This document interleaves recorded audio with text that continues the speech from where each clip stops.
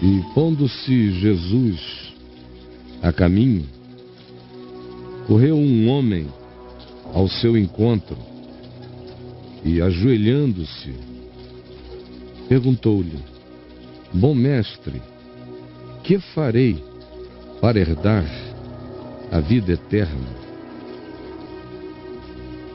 Bom mestre, o que eu farei para herdar a vida eterna?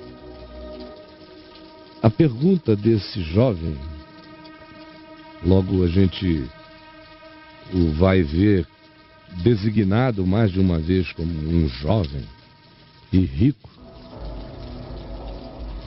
independentemente do fato dele ser jovem e de ser rico, é a pergunta de todo mundo, porque a teologia da terra, a religião da terra, é a religião das obras, é a religião das conquistas, é a religião dos nossos empreendimentos, das nossas realizações, dos nossos sucessos.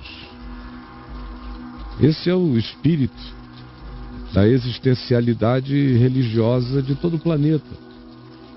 As pessoas acham que em todas as direções a vida acontece como conquistas pessoais produzidas por muito esforço, e inclusive do ponto de vista espiritual, porque sem que eu me ponha nos esforços eu não agrado a Deus, sem que eu me ponha sob sacrifícios e pesos e disciplinas extremas, eu jamais agradarei a Deus. No entanto, o latejamento, a pulsão dessa necessidade de empreendimento para se chegar a algum lugar, seja na vida ou seja diante de Deus, está presente como uma espécie de gincana inconsciente implantada na gente. Isso aqui é a coisa mais extraordinária, é como praticamente todos nós na existência humana, sem nos darmos conta, há muito pouca gente que não se entrega a esse fluxo, mas sem nos darmos conta, andamos como quem tem que cumprir os objetivos de uma gincana. Você já percebeu que você vive numa gincana? Que farei para, que farei para, que farei para, que farei para, não para. Jamais de rodar dentro da gente, que farei para, que farei para. É uma ansiedade, é uma necessidade de alcançarmos o próximo objetivo e a gente não sabe nem bem qual seja, nem qual é, muito menos por quê, nem para quê. É apenas um ditado. É uma lista que se leu na gincana. Você tem que atingir a medida certa, imposta por alguém. Está aqui, a sua medida é essa aqui, vai. Aí você vai. Tem que atingir aquela referência, aquele peso, aquela medida, porque está ditado. Ou quando é a gincana, tem que sair alcançando os objetivos antes dos outros. Ou pelo menos em equivalência com os outros. Mas é tudo ilógico assim.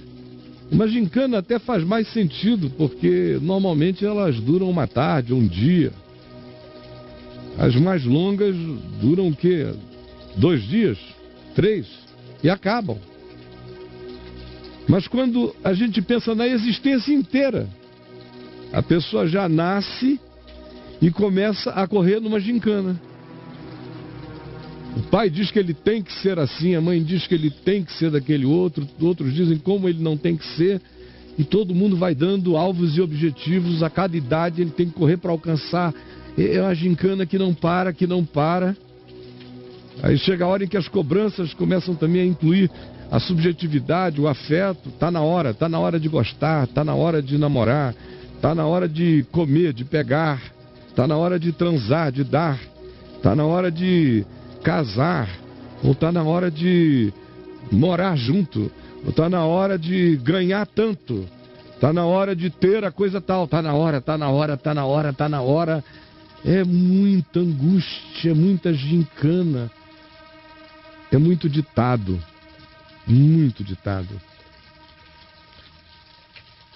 Paulo chama isso de curso deste mundo. Essa opressão, essa gincana. E as forças que operam dentro da gincana. E que operam na gente com essa pergunta: que farei? E agora o que eu farei? O que eu faço mais? O que eu faço? O que eu faço? Tem o que eu faço para resolver aquilo no que a gente se colocou de ruim, seguindo a gincana dos empreendimentos que a gente cumpre por cumprir, realiza por realizar. E tem a pergunta do o que eu faço na perspectiva de qual o próximo passo para me dar algum significado, para diminuir a minha ansiedade, para preencher o buraco, o vazio, a angústia carente, essa sensação de contagem regressiva na gincana da existência, no curso opressivo deste mundo, ainda animado pelo príncipe da potestade do ar, que é o espírito que agora atua nos filhos da gincana, nos filhos da angústia, nos filhos do desespero, dos filhos da alienação, que vão seguindo ou a vaidade dos seus próprios pensamentos ou a imposição da gincana do curso do mundo. E a vida cada vez mais sem sentido, a gente seguindo a agenda dos mortos que sepultam seus mortos, correndo atrás de uma gincana de zumbis e querendo que o coração se encha de significado, de plenitude, de realização, por estarmos nesse empreendimento que pergunta o que farei em todas as direções e não para de perguntar a si mesmo. E se aproxima de Deus ainda com essa angústia: o que farei? E agora o que mais? Quando a pergunta é pela vida eterna, como é o caso do moço acerca do qual nós lemos, é o que farei para herdar a vida eterna? O que eu farei para Deus me ouvir? O que eu farei para ser salvo? O que eu farei para ter alguma certeza de que não seria atingido por nenhum mal? O que eu farei para ficar rico e bem-sucedido? O que eu farei? A gente não para de querer saber o que fazer. E quanto mais a gente quer saber o que fazer, mais ansiosos a gente fica. E quanto mais ansiosos, mais doentes a gente se torna, porque nada adoece mais o sistema inteiro da nossa existência do que a ansiedade crônica e constante, querendo saber o que fazer, para onde ir, ocupando-se dessa gincana angustiosa do curso do mundo. E ainda perturbado pelo príncipe da potestade do ar, e seguindo pulsões enlouquecidas que nascem do interior. Tudo isso num ambiente de total falta de autocompreensão, de autopercepção, num ambiente de profunda alienação pessoal. Aí não tem como a vida ir a algum lugar que não seja o lugar das aflições angustiosas, das perguntas incessantes: o que eu farei para ser, o que eu faço para viver, para encontrar felicidade, para encontrar Deus, para encontrar paz. E com certeza não é ocupando-nos ansiosamente da gincana. A gincana é uma tirania desgraçada, a qual a maioria se permite, vivendo de maneira alienada. Até quem se aproxima de Deus vem na gincana, como esse moço aqui. Que fareis, mestre, para herdar? Para onde é que eu vou? O que é que eu pego agora? O que é que eu carrego? O que é que eu descubro? Você já percebeu que, seja em relação a Deus, seja em relação ao mundo, seja em relação a qualquer coisa da vida, a sua existência não passa de uma gincana de angústias e aflições, procuras e conquistas que não preenchem, que não realizam jamais. As mesmas coisas podem até ser feitas, devem. Muitas delas são de total utilidade prática na existência contemporânea, na existência de hoje, na sociedade circundante. Mas até essas, que têm essa importância, devem ser feitas sem gincana. Devem ser feitas conforme a possibilidade, a consciência, o prazer, a alegria, o desenvolvimento pessoal de cada um, mas sem a ansiedade da gincana. Porque a gincana mata, aprisiona a vida. E para cada conquista nela corresponde, no mínimo, uma doença que dela nos advém. Todas as conquistas conquistadas com extrema ansiedade já são o prognóstico da nossa próxima enfermidade. É uma questão de tempo. Por isso Jesus foi tão veemente em relação a não andarmos ansiosos de coisa alguma. Nem da salvação. Porque o que ele grita na cruz, terminando a obra que o Pai confiou a ele para fazer. O grito final é: está acabado, está consumado. Descanse agora. Quem crê tem a vida eterna. Descanse, descanse, descanse. Mestre, o que farei para herdar a vida eterna? Descanse no que eu fiz em seu favor. Descanse. O que eu farei para me tornar um ser humano grandioso? Ora, seja servo de todos. O que farei para que a minha vida ganhe grande importância e significado? Ame. Apenas ame. E seja sincero.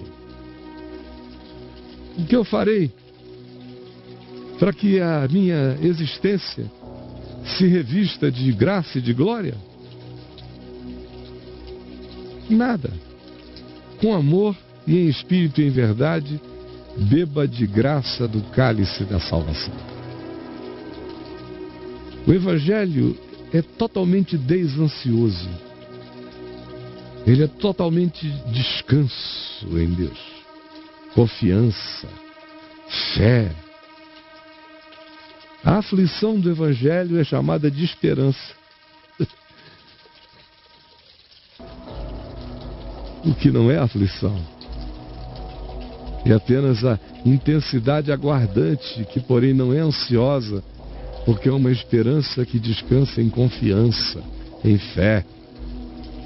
É um anelo não angustioso, porque já é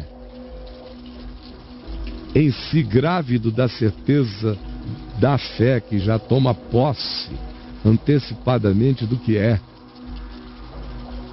Por isso é sem ansiedade. No Evangelho tudo é assim. Nada é o que eu farei. É um aprender a descansar. O seu trabalho é descansar em mim. Agora, enquanto a gente não aprende isso, e esse equilíbrio, e não bota na mente, na alma, no coração essa mensagem, e não a vive em espírito e em verdade, sabendo que Cristo em mim quer me acalmar, Cristo em mim quer me serenar, Cristo em mim não me deixa ansioso, Cristo em mim não me gera estado angustioso, Cristo em mim me serena o ser. É paz com Deus. A paz de Cristo é o árbitro no meu coração. O fluxo de Deus para mim é de pacificação. A angústia da terra na direção do homem e do homem na direção de tudo e de Deus é pura angústia. Querendo saber o que mais fazer para Deus. E agora, o que eu faço daqui para te agradar melhor? É a pergunta desse desamparado jovem rico. É a pergunta de quase todo mundo me assistindo aqui, de um modo ou de outro, que não tem ainda entendido o descanso na graça de Deus, que é o que quebra o poder da tirania e a imposição da gincana existencial, angustiosa na nossa vida. Jesus, eu peço que a singeleza dessas palavras, das comparações, tudo porém carregado do ensino do Evangelho, do Espírito de Cristo, chegue ao coração de todos, dos jovenzinhos e até crianças que nos assistem, para quem o Teu Espírito tem interpretado a Tua palavra, até os idosos e senhores e vovôs e vovós que conosco estão aqui, dos simples, com dificuldade de absorção mental, por deficiências cerebrais até, ou neurológicas, aos geniais que nos assistam nos lugares mais distantes ou impensáveis, ou nos laboratórios menos verificáveis, e no coração de todos se manifeste hoje a luz, que traga a graça de nos percebermos, de nos enxergarmos e de decidirmos desidiotizarmos a nossa existência, desabsurdificarmos essa vida da gincana, dos ditados sem sentidos aos quais a gente se submete. É o que eu te peço, e que o conhecimento da verdade produza grande libertação.